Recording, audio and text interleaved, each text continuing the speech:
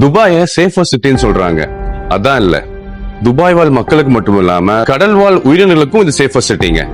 அதான் எப்படின்னு கேக்குறீங்களா? நம்மள எத்தனை பேருக்கு தெரியும், லாஸ்ட் 50 வருஷத்துல வேர்ல்டு வைடா 50% ஆஃப் கடல் வாழ் உயிரினம் அழிஞ்சிருக்குன்னு. கேக்குறக்கே ஷாக்கிங்கா இருக்குங்களா? இது சரி பண்ற முயற்சியில தான் நம்ம துபாய் ஒரு ப்ராஜெக்ட் கொண்டு வந்திருக்காங்க, துபாய் ரீஃப் ப்ராஜெக்ட் சொல்லிட்டு. அதுல 100 200 20,000 ஆர்டிபிஷியல் ரீஃப், சுமார் 600 ஸ்கொயர் கிலோமீட்டர் பரப்பளவுல நம்ம துபாய் அமைச்சிட்டு இருக்காங்க. ரீஃப்னா என்னன்னு கேக்குறீங்களா? பவளப்பாறைகள். இந்த ரீஃப் 100 வருஷத்துக்கு தாங்கும்னு சொல்றாங்க. இந்த ரீஃப்னால என்ன யூஸ் தானே நினைக்கிறீங்க? இந்த ரீஃப் தான் கடல் வாழ் உயிரினங்களுக்கான ஷெல்டருக்கும் ஃபுட்டுக்கும் ஹெல்ப்பா இருக்குது. இந்த ஒரு சின்ன விஷயம் தாங்க ஒரு பெரிய இம்பாக்ட் உருவாக்கும். ப்ராஜெக்ட் ஸ்டார்ட் பண்ண 2 வருஷத்திலேயே இதோட ரிசல்ட்டும் நல்லாவே போயிட்டு இருக்குங்க. சிம்பிளா சொல்லணும்னா, நிறைய மீன் இருந்துச்சுன்னு வச்சுக்கோங்களேன், ஓஷனும் ஹெல்த்தியா இருக்கும், ஈகோசிஸ்டமும் ஸ்ட்ராங்கா இருக்கும்.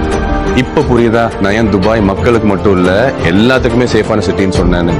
மத்த நாடுகள்லாம் அனாவசியமா செலவு பண்ணிட்டு இருக்கிறப்போ இந்த உலகத்துக்கே தேவையானதை துபாய் பண்ணிட்டு இருக்கிறாங்க.